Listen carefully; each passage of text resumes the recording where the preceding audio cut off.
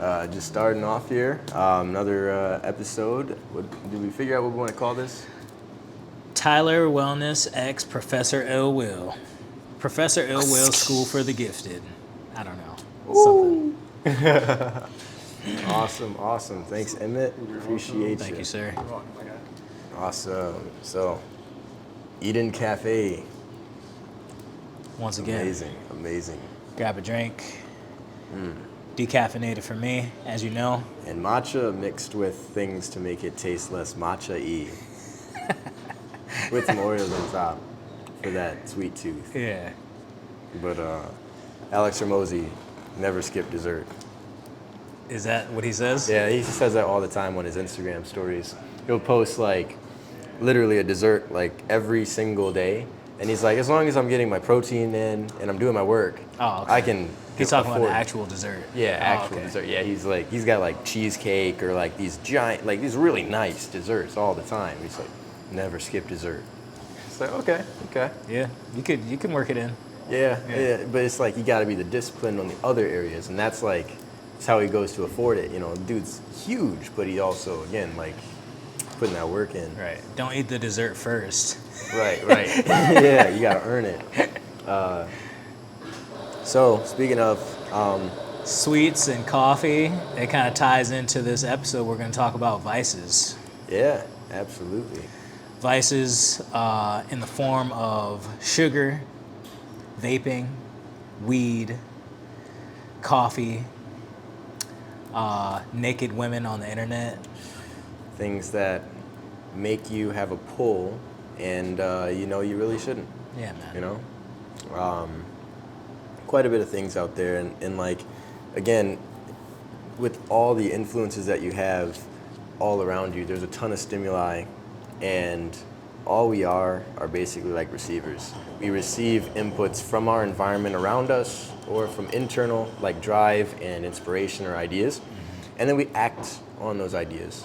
So the stimuli may be movies on the screen showing you very attractive women, and it may be with a intent to push you towards being a subscriber to people's OnlyFans or other things online. Yeah, looking up naked women on the internet. Yep. And it's like it's set up this way to stimulate you at any point to fall down these paths of seeking those stimuli. Whether it be smoking. Like there's a reason you can't advertise it specifically. Like you can't.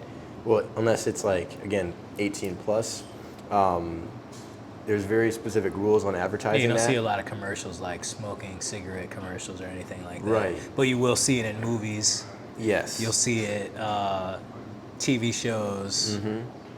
They've found other ways to go about promoting the lifestyle, the usage, and that it's like cool or it's just the social thing to do without telling you that that's how you do it. Right. Like without putting it in an ad like buy this product, they'll show people that you like or people that are cool or influential doing it, using it, social circles and indulging in it, and lack of consequence or all these little things, right. So it's kind of interesting how it's all kind of set up. Yeah, man. So important to make sure that you're paying attention if you have picked up any of these vices, to think about where you got it from, and then to think about how you can get rid of it, to think about if it's something that you want to continue doing. Vices for me that I've honestly kind of come to overcome rather recently. I used to do all these things. I started smoking weed at a super young age in my youth, and that's something that's going to be, if you are in your youth, this is where you're going to be the most vulnerable to picking up these vices, maybe from your friends, maybe from outside influences. For me it was from friends from high school, and I can't really say that, smoking weed was the worst vice that I had. It is a drug that is or I'd say a substance rather than a drug. It's not really a drug, but it is a substance that I think has its uses. It definitely, at that age and point in my life, I feel like maybe it might have served a purpose. It did kind of show me a different way of thinking, kind of allowed me to kind of drop my guard and kind of be more creative and kind of more outgoing. I was more of a shy kid, so it did kind of burst my bubble, so to speak, and allowed me to be kind of fun and spontaneous and to think a little bit outside of the box.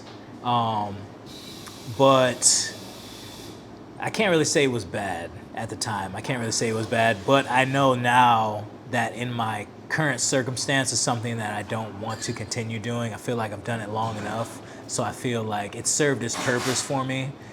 I might use it maybe sporadically in the near future, but I'd rather to stay away from it for now. So I guess the point of what I'm saying is that if the vices, these things are going to be affecting you if you are in your youth, if you are someone who is maybe don't have control over your mind, maybe you're like a weak-minded individual, you might want to be careful of these vices because they will kind of attach themselves to you. And if you don't have the strength and fortitude of mind to break yourself from these vices, or the understanding that this is a vice and it is something that is bad for your health, then it can easily make you a slave to the vice, which is not what you want. You want to be free and you want to operate as an autonomous individual. You don't want to have to need something in order to feel normal. Mm-hmm. Yeah. You mentioned a lot of strong points in there too, but one that I want to talk specifically about is you said if you're a weak-minded individual, these things will potentially have a greater grasp on you, right? So for an individual out there, one, how could they identify if they're a weaker individual, right? Mm-hmm. And then how could they become stronger? Right? Mm-hmm. Before I answer that, I did want to wrap around, in retrospect, me looking back and seeing like, yeah, I can't say so bad that I started smoking weed at such a young age, but I do know that it did stunt my growth as an individual when it came to like sports, dedication for the sports teams that I was on. It slowed me down. It's hard to perform at the maximum level when you're like damaging your lungs. So it definitely did hurt my athletic performance. And if I could go back and I would have done it less, to say that. Maybe it would have been like a weekend thing, or every once in a while thing, not like an everyday thing with the homies. So if you're that kid who's smoking weed every day, try to stop doing that. Yeah. Mm-hmm. Mm-hmm. Now, your question. Yeah, you were saying how a weaker-minded individual. Yeah. So first, how could they identify themselves, and how can they strengthen themselves? Mm-hmm. Well, I don't know, because I'm not a weak-minded individual. No, I'm just playing. I could say, I don't know, it's kind of hard to see if I think if you're kind of a weak-minded individual, because when I say that, it's going to trigger you, and you're going to be like, oh, maybe he's talking about me, maybe I'm that weak-minded individual. You're just going to do weak-minded individual thing. Yeah. You're going to have all these vices, you're probably going to be watching pornography, you're probably going to be, you have no self-discipline, honestly. When it comes down to it, it's like you say something and you're not able to do it. Maybe you can't turn in your homework assignments. Maybe you're lazy, maybe you lack integrity, maybe you're stealing things from people, maybe you just have a hard time doing things that that you're supposed to do.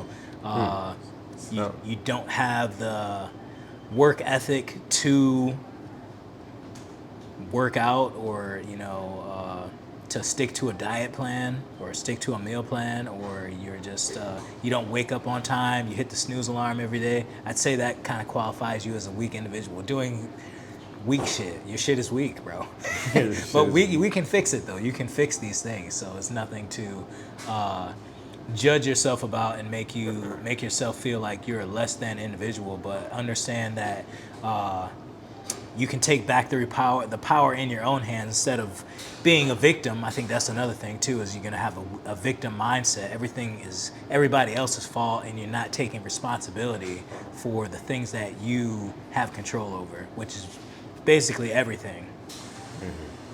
I want to There's a grab lot of good apart. ideas there. Yeah, Okay, there's a okay, go ton for it. mixed in. Great, Ton mixed great. in. What I want to grab and go off first is you mentioned, you know, you're weak, your stuff's weak. So I want them to recognize though, like, if you're a person who just starts working out, you might be a stick or something, very weak, scrawny in the gym, right? Just because you start and you're weak does not mean you have to end and be weak. And there's actions you can do to become stronger. And so everything that you've said basically so far that depicts this type of character, it seems they just lack self-discipline. Yeah. And through exercising the discipline muscle of like saying you're going to do something and then actually doing it and holding yourself accountable, or creating things in your environment to hold you accountable to your goals, you will become a stronger minded individual. Is that correct? Yeah, that's good. That's a good analogy there. And you kind of reminded me of this quote that I had shared on Facebook a couple years back, and it kind of shows up in your timeline and all that. And I got this from like, I was watching a YouTube video. It's like a military general dude. He was up on stage and he was giving a speech. And a part of his speech was the idea of, if you can make your bed every day, you can change the world, or to some aspect like that. If you can make your bed every day, you can change the world, or you can change your world. And I really think that what he's saying there is like, by doing even the smallest thing and staying disciplined to that every single day, day in, day out, building that consistency and building that habit,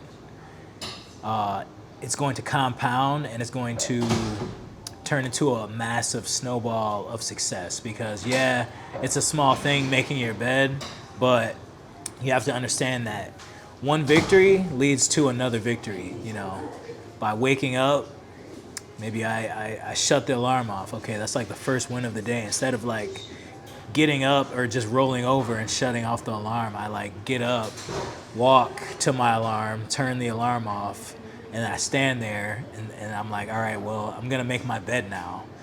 You know, that first win, getting out of the bed, turning off the alarm, instead of like rolling over and just hitting the snooze and going back to sleep, that kind of sets up the pace for my day. And then from there, I start doing the next thing, making my bed.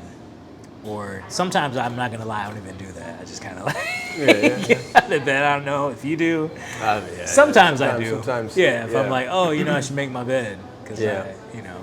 I'm not gonna I'll make lie, it. there's days when, you know, I don't, and, you know, it's not like it feels like I'm off, but you can tell, like, it's like, oh, maybe if I did it, you know. I don't know. You could be better. Yeah, You yeah. know?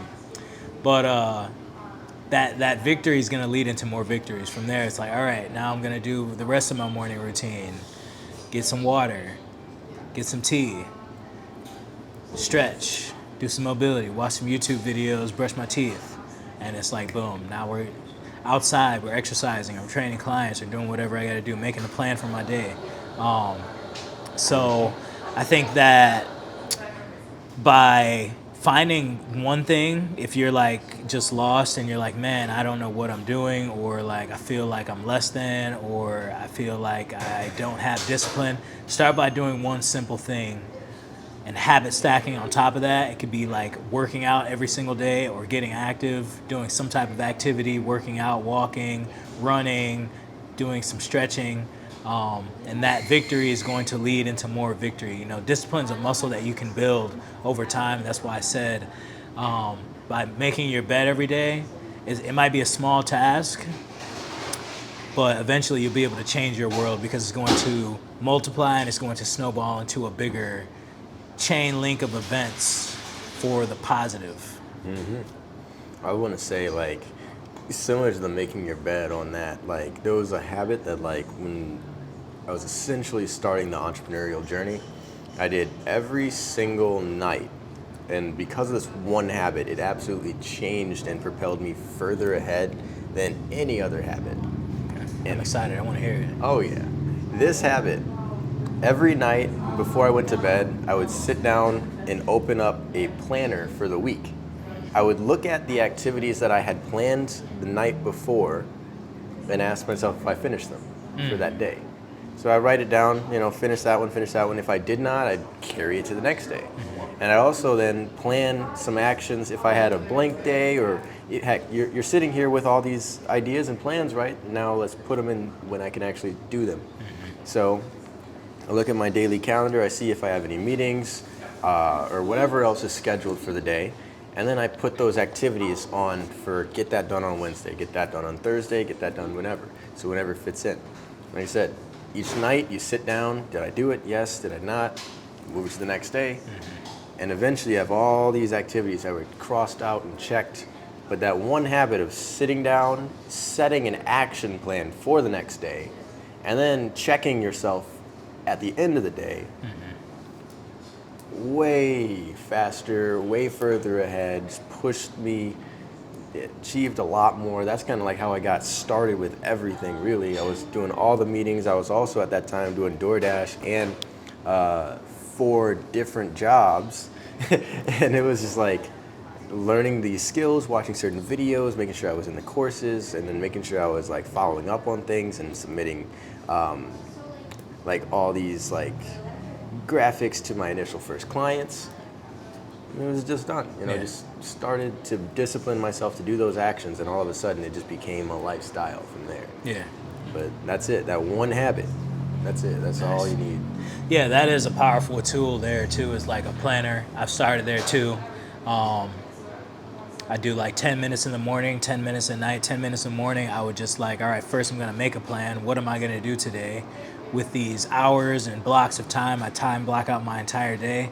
What am I gonna do with this time? And then do that as best as I can. Of course, things are gonna come up. Sister-in-law is gonna call you and say, can you move this couch or help me fix my car or whatever, but for the most part, stuff like that's pretty rare, and you'll be able to do most of the things. And then at the end of the day, come down, look at your planner, and then say, all right, well, what did I do today? Did I do these things? And it's a form of accountability.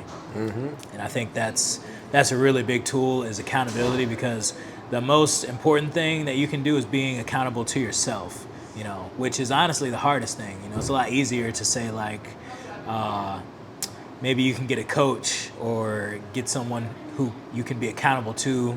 You can throw them some money, and then that's going to like light a fire under you and be like, all right, well, I have to be accountable to this person because they're depending on me. So that's another way that you can do it. Or you can be accountable to yourself. It's a little bit harder, but I think that self-accountability is probably one of the most important tools to have as a successful person. The self-accountability, and it's one of the hardest to develop. Yeah. Like in the end, the only person who's going to care as much about your goals is you, unless you've somehow created a system like David Goggins, who he says he has Trish in his corner, who knows like what he's capable of. She's always there to help him out. She knows like that he wants to push himself to this next level, and because she knows all these things about him and the drive and where he wants to go, she will hold him to that level of self. And like, so you can build things in your environment that help you to be better self-accountable, but you're still at the end of the day having to be self-accountable. She's only helping him to recognize that version of Goggins, not David. And like, again, that's how you build self-confidence too, is when you start to believe in what you say, and you start to do the things that you say you will, and you start to see the results, and you start to see that you're capable. Like, that's all it really takes. That snowball. Thank you for sharing that with the audience today. Yeah, absolutely, man. Absolutely. Vices, more vices. Yeah, should we go in? We could go yeah, in. there's a multitude of vices. Me, Tyler, and Spence were honestly we're just talking about like sugar. That's a huge vice, even for me. There we go. We got it right there. Yeah, I got a little bit of sugar in here as well. It tastes good, something sweet. This is kind of like, it's brown sugar, so it's a little bit healthier, I guess. Yeah. But you know, that's another huge one that I feel like, especially in America, it's everywhere. You know, you've been indoctrinated as a child, you know, growing up eating candy. As a reward, you give yourself sugar. It gives you that dopamine release. And it's probably, it's a very toxic one. You know, it's one of those things that's going to deteriorate your health. It's going to lead to the disruption of your gut bacteria. It's going to lead to the decaying of your teeth. You know, you get a lot of brain fog and fatigue and a lot of things linked to sugar consumption. I think I was reading some statistics. They were saying that the average American consumes like 115 pounds of sugar each year. Each year? Each year. Dude, for one, I believe it as I start to look at, like, not start to look at, because I've been looking at these labels for a while now, but dude, every label, like, you look at, like, one item, like, one tiny little thing you get, it's like 63% of your daily value in sugar. You get a couple of those, you're eating all of this, like, over 300% of your daily value in sugar every single day. It stacks up, it adds up, so that 150 pounds? God. So imagine like you have a scale and you just get some big ass cube of sugar and stack that shit up to 115 pounds of sugar. My goodness. It's gonna be a lot. It's like how much I weigh almost. Yeah, That's how no, much I'm I like weigh 155, Yeah. 6 pounds. So this is my entire body. Sugar. Yeah. You eat with this. You're right. That is insane. So I actually went in and did the math. I was like, damn, like let me check to make sure I'm not eating 115 or 150 pounds of sugar, however much it was. And I think that has to also do with like if it's added sugar.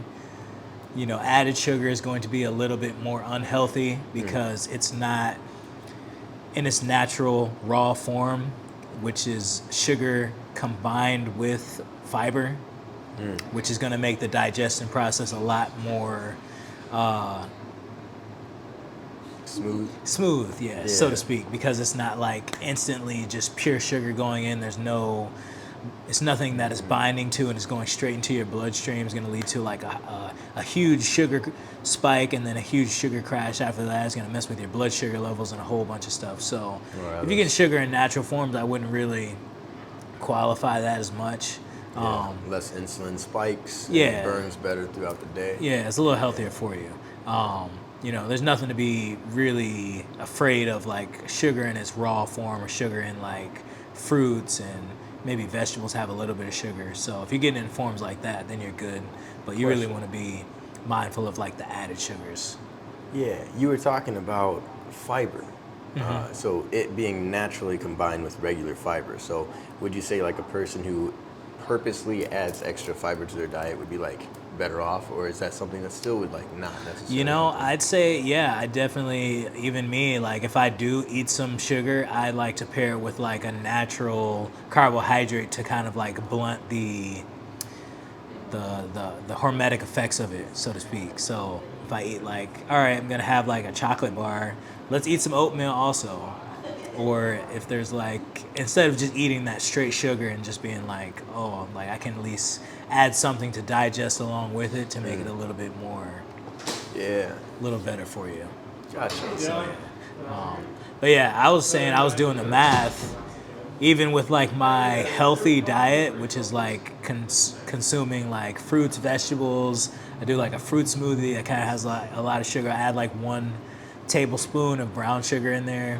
I'm getting, I think that's like 60 grams of sugar a day, or 80, I can't quite remember. But I think it was like 80, I did the math, it equated to like 60 pounds of sugar still, or 50 pounds of sugar still. At the end of the year? Yeah. Really? Yeah. Dang. Which I mean, I was like, shit, well that's not 150 or 115. Right, but It's still a lot though. I know, and I see how you chef it up, like your meals are healthy, and you still got 60 pounds. Yeah. Like, follow him on Instagram, check out his story. He always puts his food on there.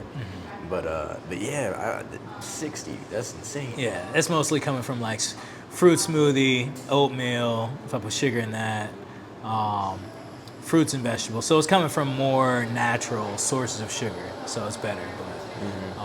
But you also probably combine it better with fiber and then work it out too. Yeah, that's another thing too. Is I use that sugar for fuel a lot of times. I'm exercising or running or doing some explosive calisthenics or handstands and shit, so it doesn't really stick to me as much.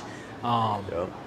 About And you doing that's some deadlifts after this. yeah. There you go. That's the thing too in the bodybuilding community is eating like the Snickers bar and then going and doing like some working out or boxing. That's another thing. To eat like some sugar, get the sugar rush, and then you have all this energy and you work it out. But that's a problem with like the standard American is they're eating all this stuff, but they never dump the sugar. They never dump their glycogen stores. So I'll get to the point of where I'm completely glycogen depleted. You know, maybe that's like I'll eat some stuff and then the next day I'll go fasted for like a run for like an hour and stretching and stuff also and shower and then come back and I'm like completely glycogen depleted. Like I'm burning off all that sugar. It's all gone. I've emptied the gas tank. But most people, if they're just like don't exercise and they eat sugar, it's just compounding sugar on top of sugar, and they're never dumping their glycogen stores, and at the same time they're not using their muscles, so their muscles aren't efficient at storing sugar and getting rid of it. They're just like, like that's when you get like problems like insulin resistance and all that type of stuff, diabetes. Oh, dang. Yeah. And so primarily what I'm kind of hearing at like a core level is these things are not horrible for you if you use them. Yeah. True. Yeah. That's with all these vices, honestly, you know. And if you're using them in the correct forms, you know, if you're getting your sugar from like donuts and cereal and cookies and shit, it's probably not going to be too good for you. But if you're getting it from like apples and bananas and pears and oranges and lemons that have a little bit of sugar, you know, it's going to be a natural form that your body understands. It's, you know, glucose paired with fructose or fructose and fiber. So that's going to be sugar in its natural form, you know. But as progressive as we've come in the past, you know, 100 years, we can take these sugars in their complex forms and we can break them down. You know, the sugar cane, they boil it and then it turns to sugar cane juice and then they dry it out and then it turns into all these sugar cane crystals, and now you have pure sugar in its raw form that you can just easily eat, you know, and it's very palatable, very tasty, and it's very easy to overconsume. So something absolutely. to be mindful of. And then while we're on the topic of sugar, how you get rid of the craving for it is by eating less of it. You know, because it's all these things, honestly, it's your body, your second brain, your gut is so accustomed to getting these things, the sugar, maybe in your youth, maybe you grew up eating a lot of sugar and snacks and stuff, and now that your biome is like, all right, well, we're used to this. If we don't have this thing, then it's craving it, sending a message back up to the brain, go eat some sugar. You go out and you find the sugar and then you eat it, and then the gut is satisfied. So by decreasing the amount of things with added sugars that you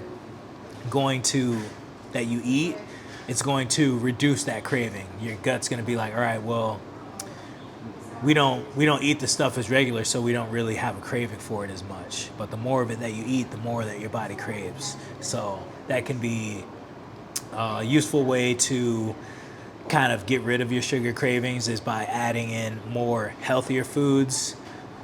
You know, your meats, your vegetables, your natural sugars from fruits to satisfy that sugar craving. You can also do things like alternative sweeteners. Stevia, that's one of my favorites. I think that's probably one of the healthiest and natural forms of sugar substitute, stevia. So that's what I also put inside of my smoothies and stuff too. Also helps if I have that craving for sugar. I want something sweet. So Absolutely. yeah, man. I mean, I feel like kind of really hit these vices like really heavy today, talking about all things from pornography to sweetness, sugar cravings, smoking a little bit. We didn't hit that as heavy because we have other episodes we've done talking more on that. But when it comes to, like you mentioned, for the person out there, what I'm seeing as a baseline is when you decide what it is that you want to tackle as far as your goal. Do you want to overcome your craving of reaching for that vape, your sugar cravings, or whatever? You have to have a plan in action, be aware of what that vice is fully, and then now start to create disciplines that you can have or hold yourself accountable to when that craving or urge comes up. Right. And through practicing that discipline, and the longer you go without, the weaker the cravings pull will have on you. Yeah. That's the thing too. Is like you're constantly programming your mind, constantly programming your body.